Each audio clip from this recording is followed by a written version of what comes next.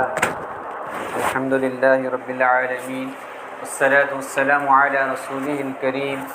أما بعد أعوذ بالله من الشيطان الرجيم بسم الله الرحمن الرحيم إنا أعطيناك الكوثر فصل لربك وانحر إن شأنك هو الأبتر. وقال الله تعالى فلما بلغ معه السعي قال يا بني إني أرى في المنام أني أذبحك فانظر ماذا ترى قال يا أبت افعل ما تؤمر ستجدني إن شاء الله من الصابرين. الله أكبر الله أكبر لا إله إلا الله والله أكبر اللہ اکبر وللہ الحمد. تمام قسم کی تعریفیں اس وحدہ لا شریک کے لیے لائق و زیبا ہے جس نے اس کائنات کو پیدا کیا اور ہماری ہدایت و رہنمائی کے لیے انبیاء علیہ السلام کو اس دنیا میں مبعوث فرماتا رہا. تمام انبیاء علیہ السلام پر درود و سلام ہو، خصوصاً ہمارے آخری نبی محمد مصطفیٰ صلی اللہ علیہ وسلم پر بے شمار درود و سلام ہو. محترم حضرات، جیسا کہ اللہ تبارک و تعالی نے ہمیں ایک عظیم عبادت جو ہم نماز کے ذریعے ادا کرتے ہیں، اسی طرح اللہ تبارک و تعالی نے نبی کریم صلی اللہ علیہ وسلم کی زبانی کہا 5 ارکان جو اسلام کی بنیادی ارکان ہے اس میں ایک رکن ہوتا ہے، وہ حج ہوتا ہے. تو اسی مناسبت سے آج یعنی 2 دن پہلے ہم نے ایک دن پہلے عید قربان ادا کی جس کو عید الاضحیٰ کہا جاتا ہے. اللہ تبارک و تعالیٰ نے مسلمانوں کے لیے 2 عید خوشی کے دن متعین فرمائے. نبی کریم صلی اللہ علیہ وسلم نے فرمایا ان لکل قوم عیدا، ہر قوم کے لیے ایک عید کا دن ہے،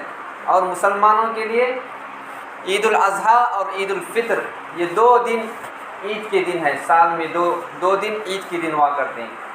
جیسا کہ میں نے آپ کے سامنے سورہ صافات 102 آیت جس کی تلاوت میں نے فرمائی، اللہ تبارک و تعالیٰ فرماتے ہیں فلما بلغ معه السعی، پھر جب وہ لڑکا ایسی عمر کو پہنچا کہ ابراہیم علیہ السلام کے ساتھ وہ عبادت میں یا کہ پہاڑ وغیرہ کی طرف جانے میں چلنے پھرنے لگا، تو حضرت ابراہیم علیہ السلام اپنے صاحبزادے حضرت اسماعیل علیہ السلام سے کہا بیٹا میں خواب میں دیکھ رہا ہوں کہ میں تم کو ذبح کر رہا ہوں. تو بیٹے حضرت اسماعیل علیہ السلام فرماتے ہیں فانظر ماذا تری. اللہ تبارک و تعالیٰ کی جب رائے، اللہ تبارک و تعالیٰ جب خواب میں دکھا رہا ہے کہ بیٹے کو ذبح کیا جا رہا ہے تو اس کام کو پہلے طور پر تم انجام لے آؤ. تو حضرت اسماعیل علیہ السلام فرماتے ہیں افعل ما تؤمر، تم اس کام کو پورا کر دیجئے، انشاءاللہ تم مجھ کو صابر لوگوں میں سے پاؤ گے، صبر کرنے والوں میں سے پاؤ گے. تو یہی ابراہیم علیہ السلام کی سنت کو ہم اپنا رہے ہیں. جیسا کہ ہم جانتے ہیں کہ عید الاضحیٰ جو شروع ہوتا ہے 9 ذی الحجہ سے یعنی عرفے کا دن شروع ہوتا ہے. تو 9 ذی الحجہ ایام تشریق کے دن ہوا کرتے ہیں، تکبیرات بلند کرنے کے دن ہوا کرتے ہیں، تسبیحات کو بلند کرنے کے دن ہوا کرتے ہیں. تو 9 ذی الحجہ سے لے کر 13 ذی الحجہ کی عصر تک تکبیر بلند کی جا سکتی ہے، کی جانی چاہیے. اور ہر شخص کو ہر فرض نماز کے بعد فرض نماز پڑھنے کے بعد کم سے کم 1 مرتبہ اس تکبیر کو پڑھنا بہت ضروری ہے، واجب ہے. اور اس کا اہتمام صحابہ کرام خود کیا کرتے تھے. حضرت ابو ہریرہ رضی اللہ تعالیٰ عنہ اور حضرت ابن عمر رضی اللہ تعالیٰ عنہ، ان ایام تشریق کہا جاتا ہے جن دنوں میں تکبیر کہی جاتی ہے. تو تمام صحابہ کرام یہ 2 خصوصاً حضرت ابو ہریرہ رضی اللہ تعالیٰ عنہ اور حضرت ابن عمر رضی اللہ تعالیٰ عنہ بازار میں چلے جاتے اور بلند آواز سے تکبیر کہنے لگتے اللہ اکبر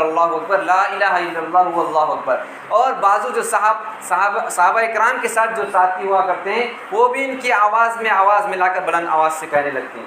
اور اسی طرح ایک مرتبہ حضرت عمر رضی اللہ تعالیٰ عنہ مینا میں بیٹھے ہوئے ہیں، حج کا مہینہ ہے اور یہ پورا جو ذی الحجہ کا مہینہ ہوتا ہے اس میں حضرت ابراہیم علیہ السلام کی تمام سنتیں آپ کو مل سکتی ہے، اور اسی لیے حاجی جو حج کرتے ہیں خانہ کعبہ کا، تو وہاں اللہ تبارک و تعالیٰ ان کے تمام گناہوں کو اس طرح مٹا دیتا ہے جس طرح ایک بچہ جب ماں کی پیٹ سے پیدا ہو کر اس کے گناہ جس طرح سے پاک و صاف ہوتے ہیں، اسی طرح جب حاجی حج کرتا ہے تو اس کے تمام پچھلے گناہ معاف کر دیے جاتے ہیں۔ تو یہ تمام سنتیں ہم حضرت ابراہیم علیہ السلام کی سنتیں ہم کو اس حج کے موقع پہ یاد دلاتی ہیں۔ تو یہی وہ دن ہے عید الاضحیٰ کا۔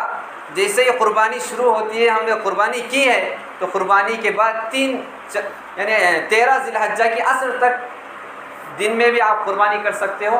عید کے بعد سے شروع ہو جاتی ہے، اور رات میں بھی تم کر سکتے ہو قربانی، اس میں کسی کو کوئی روک نہیں ہے۔ تو یہ اللہ کے حضرت ابراہیم علیہ السلام کی سنت رہی ہے۔ اور اسی طرح دوسری اہم بات یہ ہے کہ جس طرح اللہ تبارک و تعالیٰ نے نماز کا ذکر کیا ہے، تو نماز تو رأس العبادات ہے، جو تمام عبادتوں کی سردار ہے، اور اسی طرح معراج المومنین کہا جاتا ہے نماز کو۔ تو اسی نماز کے ساتھ اللہ تبارک و تعالیٰ نے قربانی کا ذکر کیا ہے، اس میں قرآن مجید میں، اور 2 مرتبہ ذکر کیا۔ اور اللہ تبارک و تعالیٰ قرآن مجید میں ارشاد فرمایا اِنَّ صَلَاتِي وَنُسُكِي وَمَحْيَايَ وَمَمَاتِي لِلَّهِ رَبِّ الْعَالَمِينَ، یقیناً میری نماز، میرا روزہ، میری قربانی، ہر چیز للہ رب العالمین، ہر چیز اللہ تبارک و تعالیٰ کے لیے صرف کر دے رہے ہیں ہم۔ اور حاجی جب حج کرنے کے لیے آتے ہیں تو تمام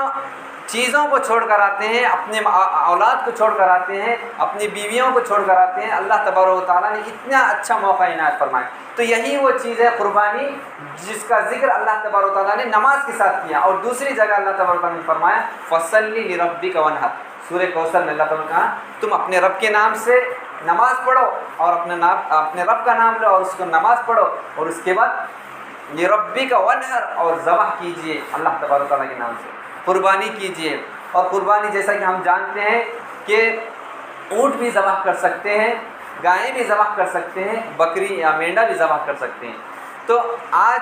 اور کل عصر تک انشاءاللہ قربانی کا سلسلہ چلتا رہتا ہے۔ ہم یہ نہ سمجھے کہ پہلا دن قربانی عید ہو گئی، عید کی نماز قربانی ختم ہو گئی، ایک ہی دن تھی، دوسرے دن تیسرے دن اس کی اہمیت نہیں، بلکہ اللہ تبارک و تعالیٰ نے ان کی ایام تشریق کہلائے جاتے ہیں جس میں اللہ تبارک و تعالیٰ بندوں کی عبادتوں بہت جلد قبول عطا فرماتے ہیں۔ اور یہی وہ دن ہے جس میں صحابہ کرام بھی تسبیحات پڑھتے تھے، اور یہی وہ دن ہے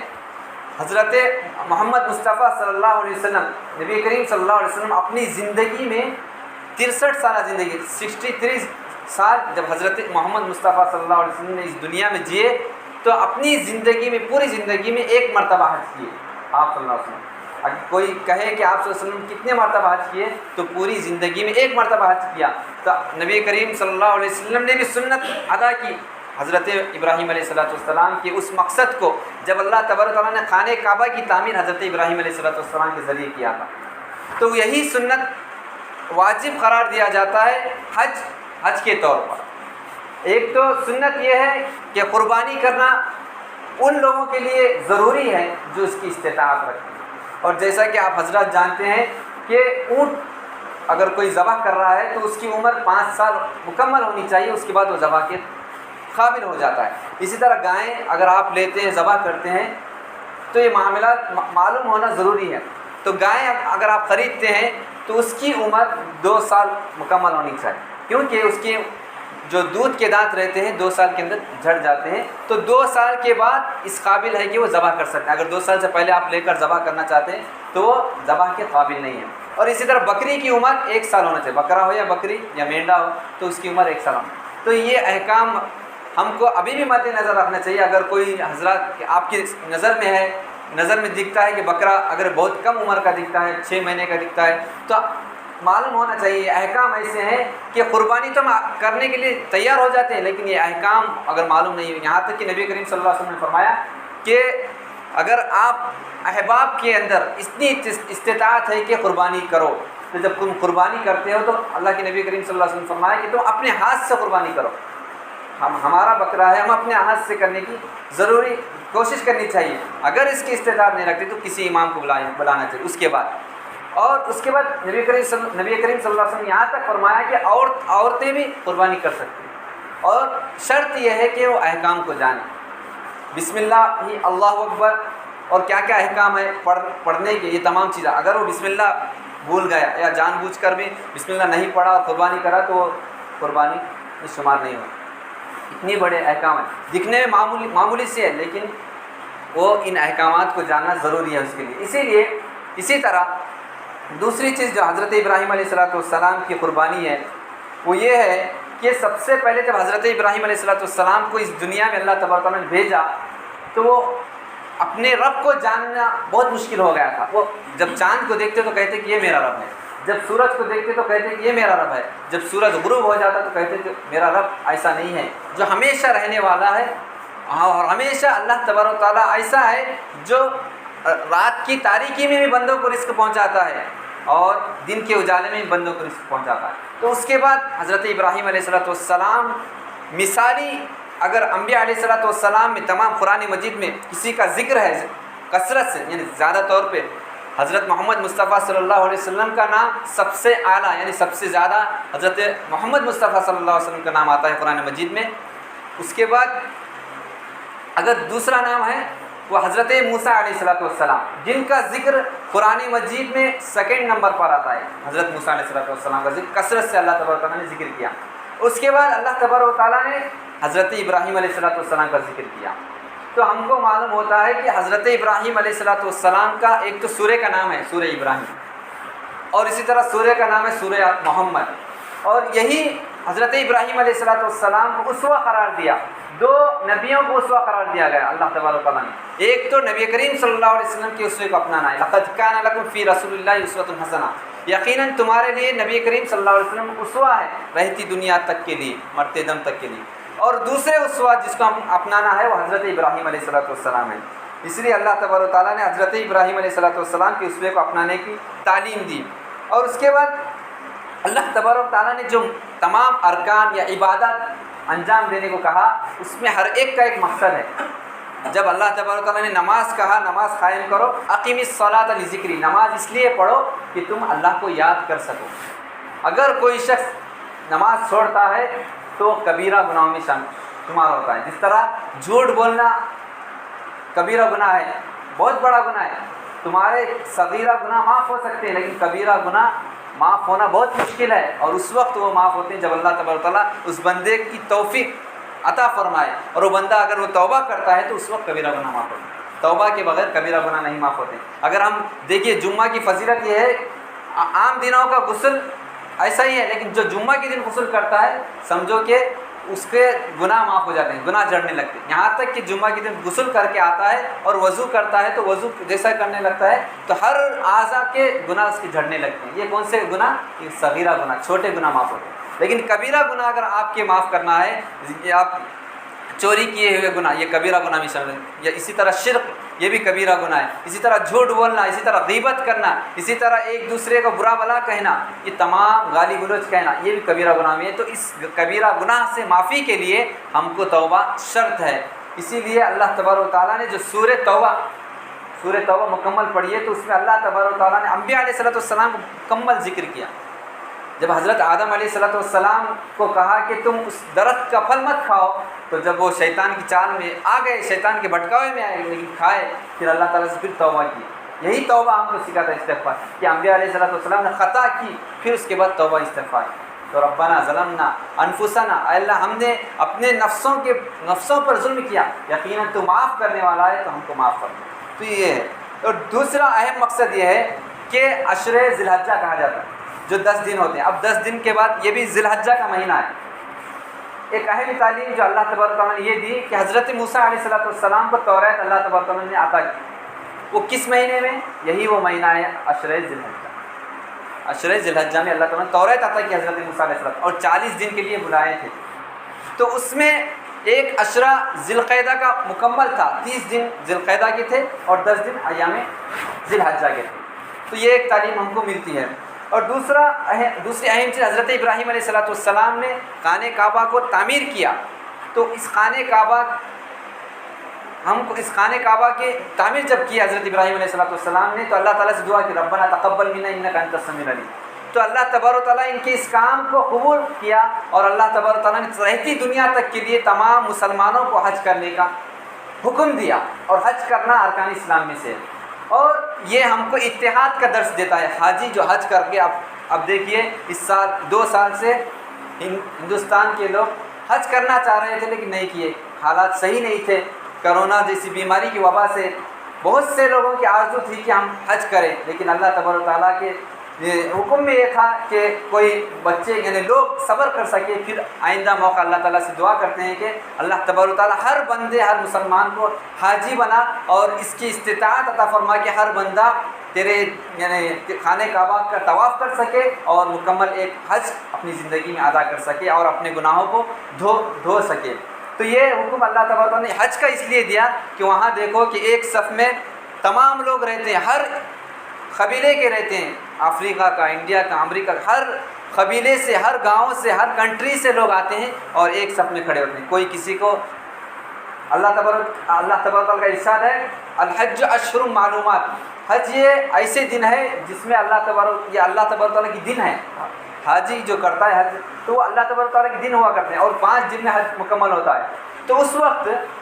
ایک صف میں کھڑے ہوتے ہیں تمام لوگ، مینا کے میدان میں جہاں عرفات کا میدان ہوتا ہے تو وہاں لبیک لا شریک لک لبیک جیسی ندائیں لگاتے ہیں، کیونکہ اللہ تبارک تعالیٰ عرفے کے دن خصوصی طور پر آسمان سے نیچے آتے ہیں تاکہ بندوں کی دعا کو قبول کرے، اور وہ وقت دعا کی مقبولیت کا ہوتا ہے۔ تو تمام افراد چھوٹے بڑے ہر کوئی کالا ہو یا گورا، ہر کوئی ایک دوسرے کو تکلیف نہیں دے سکتا۔ اللہ تعالیٰ نے کہا ولا فسوق ولا جدال فی الحج، حج کے دوران تم کسی کو دھکا بھی نہیں دے سکتے، بہت بڑا گناہ ہے۔ تو یہ تمام ارکان ہم کو یعنی جو حج جو جیسی عظیم عبادت ہم کو اس اجتماعیت کا درس دیتی ہے، ایک دوسرے کو مل کر رہنے کا درس دیتی ہے۔ چاہے تمہارے سامنے دیکھیے جب کوئی مسجد میں آتا ہے تو امیر غریب نہیں دیکھا جاتا ہے، پہلی صف میں جو آ کر بیٹھ جاتا ہے اس کے بازو چاہے وہ کتنا ہی غریب کیوں نہ ہو ایک صف میں کھڑے ہونا، چاہے وہ ڈاکٹر ہو چاہے انجینئر ہو، تمام لوگ ایک ہی صف میں کھڑے ہونا چاہیے، اس میں ایک دوسرے کو پیچھے نہیں کر سکتے۔ تو اللہ تبارک تعالیٰ ہم کو اجتماعیت کا درس دیتا ہے حج کے ذریعے۔ اور اسی طرح تیسرا اہم مقصد یہ ہے کہ اللہ تبارک تعالیٰ نے حضرت ابراہیم علیہ السلام کی زندگی میں پوری آزمائش آئی۔ جب حضرت ابراہیم علیہ السلام توحید جیسی وحدانیت یعنی اللہ تبارک تعالیٰ ایک جانتے ہیں، اس کے بعد ان کے باپ آزر، حضرت ابراہیم علیہ السلام کے باپ آزر کہلاتے ہیں، تو آزر بتوں کی عبادت کرتے تھے اور بتوں کو بیچا کرتے تھے۔ تو وہ کہتے حضرت ابراہیم علیہ السلام ان کو روکا۔ سب سے پہلی چیز ہم کو یہ معلوم ہوئی کہ اگر ہم دین اسلام سے واقف ہو چکے ہیں، دین اسلام میں داخل ہوئے، تو اگر ہمارا غیر مسلم دوست ہے یا پڑوسی ہے تو چاہیے کہ ہم ان کو دعوت دیں، انہیں اسلام کی طرف بلائیں۔ ہمارا کام صرف ان کو پہنچانا یہ ہے کہ اللہ تبارک و تعالیٰ کی ایک کتاب ہے قرآن مجید، اور جو شخص اسلام کو قبول کرتا ہے اس کے پورے کبیرہ صغیرہ گناہ معاف ہو جاتے ہیں۔ اس بات کی تعلیم ہم غیر مسلم کو دینا چاہیے، اور ہدایت دینا اللہ تبارک و تعالیٰ کے ہاتھ میں ہے، صرف بات پہنچانا ہمارے حق میں ہے۔ تو سب سے اہم بات حضرت ابراہیم علیہ السلام اپنے باپ کو دعوت دین یعنی اسلام کی دعوت دی۔ دوسری بات یہ معلوم ہوتی ہے کہ حضرت ابراہیم علیہ السلام کو اولاد نہیں تھی، بڑھاپے کی حالت میں اولاد تھی، اور جب بڑھاپے کی حالت میں تھے تو اس وقت اللہ تعالیٰ سے یہ دعا کرے رب هب لی من الصالحین، اے اللہ مجھے اولاد عطا فرما اور نیک اولاد عطا فرما۔ ہم اولاد چاہتے ہیں لیکن اولاد کے ساتھ نیک اولاد کہنا یہ اہم ضروری ہے، صالح ہونا چاہیے، نیک ہونا چاہیے۔ تو ایسی اولاد آپ کے مرنے کے بعد بھی ولد صالح تمہارے لیے نفع بخش ہو جاتے ہیں، یعنی نیک اولاد آپ کے مرنے کے بعد آپ کی خدمت بھی کرنے لگتے ہیں۔ اور اللہ تبارک تعالیٰ نے بھی کہا رب هب لی من الصالحین۔ اور اس کے بعد حضرت ابراہیم علیہ السلام نے جب دعا کی تو اللہ تعالیٰ نے انہیں بچے سے یعنی حضرت اسماعیل علیہ السلام جیسے عظیم شخصیت کو پیدا کیا، اور ابھی وہ چھوٹے تھے، حجرہ علیہ السلام سے کہا کہ لے کر جائیے، اور جیسے ہی حجرہ علیہ السلام کو حکم ہوا، حضرت ابراہیم علیہ السلام کو حکم ہوا کہ اپنی بیوی حضرت حجرہ علیہ السلام اور چھوٹے لقتے جگر بیٹے کو لے کر مکے میں جائے۔ جب مکے کی وادی میں گئے تو وہاں پوری طرح سے ریگستان، مطلب پوری سرزمین مٹھی ہی نظر آ رہی تھی، کسی طرف کوئی پانی کا چشمہ نہیں نظر آ رہا تھا۔ اس جگہ پر کہا اللہ تعالیٰ نے تم غیر ذی واد، اس جگہ پر آپ کو چھوڑنا چاہیے۔ تو اللہ کا حکم ہوا، جب چھوڑ کر حضرت ابراہیم علیہ السلام نکلے تو اس وقت حجرہ علیہ السلام نے کہا یہاں پر تو پینے کے لیے پانی تک نہیں ہے، آپ کہاں چلے جا رہے ہیں ہم چھوڑ کر؟ کہ 2 مرتبہ کہتے ہیں حضرت حجرہ علیہ السلام، لیکن حضرت ابراہیم علیہ السلام چھوڑ کر اپنے بچے کو چھوڑ کر جانا اور اپنی بیوی کو چھوڑ کر جانا ایک دل میں تڑپ ہو رہی تھی، ایک حسرت ہو رہی تھی، لیکن جواب نہیں نکل رہا تھا۔ تیسری مرتبہ کہا، حضرت حاجرہ علیہ السلام نے کہا کیا یہ اللہ کا حکم ہے؟ ہاں اللہ کا حکم ہے، تو اس کو بجا لاؤ۔ تو فوراً چھوڑ کر چلے جاتے ہیں۔ جیسا ہی چھوڑ کر جاتے ہیں حضرت ابراہیم علیہ السلام چلے جاتے ہیں۔ اور یہاں جو مکہ جو وادی، ابھی مکہ پوری طرح سے تعمیر نہیں ہوتا ہے، آباد نہیں ہوتا ہے، اس وقت حضرت حاجرہ علیہ السلام رہتے ہیں اور حضرت اسماعیل علیہ السلام چھوٹے رہتے ہیں، دودھ پیتے بچے رہتے ہیں۔ اس وقت اللہ تبارک و تعالیٰ دیکھیے کتنے آزمائش سے گزارا۔ ایک تو اولاد جیسی عظیم صالح اولاد نوازا، اس کے بعد قربانی یہ کہ بچے کو چھوڑ کر چلے جائیں، اور اس مکے میں کھانے پینے کے لیے کچھ نہیں تھا۔ حضرت حاجرہ علیہ السلام صفا اور مروہ کے چکر لگاتی ہیں، 7 چکر لگاتی ہیں۔ کتنے؟ 7 چکر۔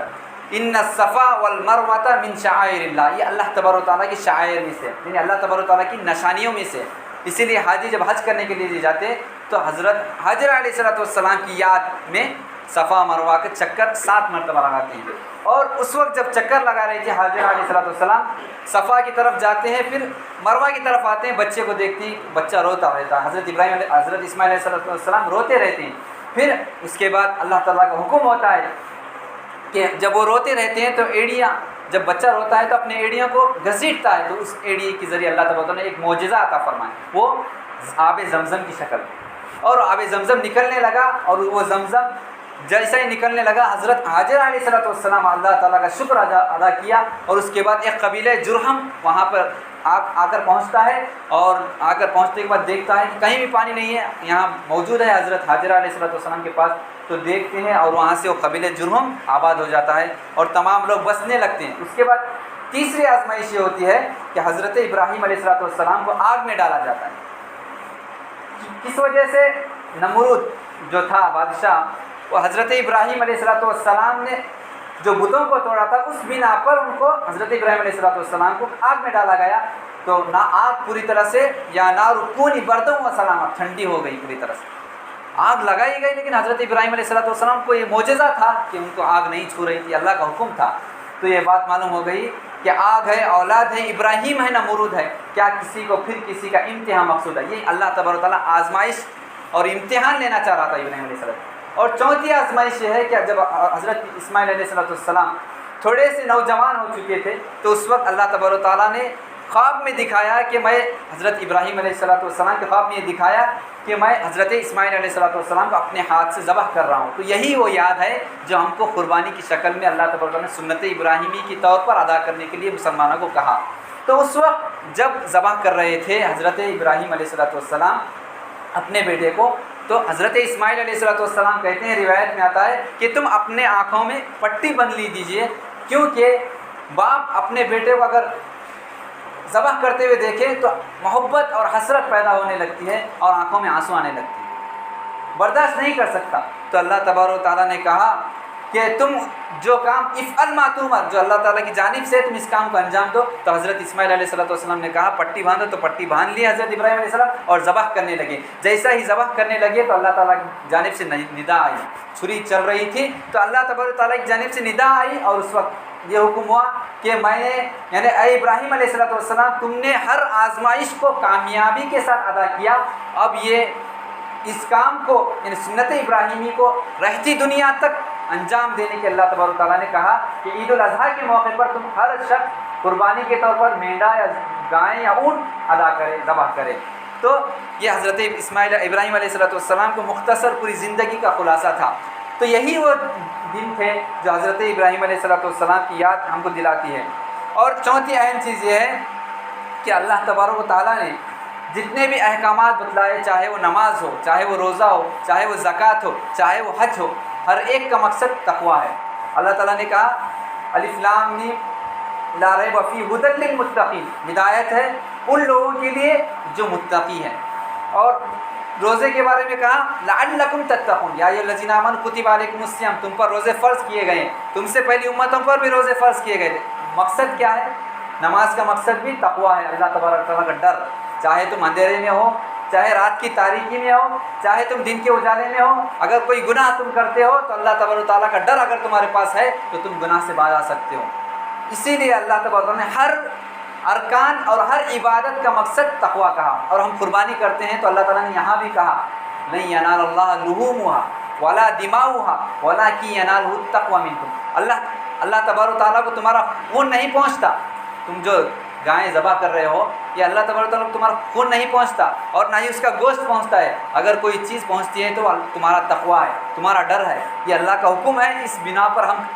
اللہ کے حکم کی بنیاد پر ہم ذبح کر رہے ہیں، تو اللہ تبارک و تعالیٰ اس کے ذریعے تمہارے گناہوں کو معاف کرنا چاہ رہا ہے، تمہیں اس بات کی طرف اشارہ کر رہا ہے کہ آج تم جانور کو ذبح کر رہے ہو، کل کے دن اگر تم اپنی جانوں کو بھی قربان کرنا چاہو تو کر سکتے ہو۔ تو یہ اللہ تبارک و تعالیٰ حضرت ابراہیم علیہ السلام کی تعلیم کو رہتی دنیا تک کے لیے اسوہ بنایا، اور اس کے بعد یہ تمام چیز جو حضرت ابراہیم علیہ السلام سنت ابراہیم کو اپنانا چاہیے، اور حضرت اسماعیل علیہ السلام کی کردار کو اپنانا چاہیے کہ باپ کی بات کو ماننا چاہیے،